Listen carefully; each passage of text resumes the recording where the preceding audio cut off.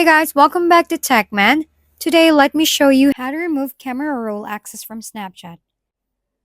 If you want a bit more privacy on Snapchat, you can easily remove the app's access to your camera roll.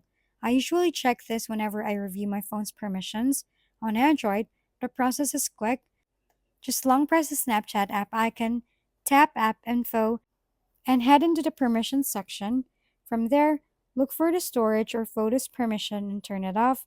On iPhone, the steps are slightly different. Open your device's settings, scroll down until you find Snapchat, and tap on it. Inside the app settings, you'll see a list of permissions, including access to your photos or camera.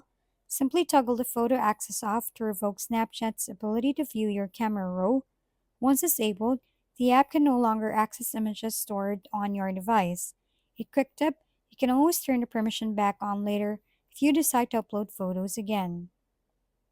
If we've been helpful, kindly give us a thumbs up and don't forget to hit the subscribe and bell button for more contents. For any questions and suggestions, comment down below.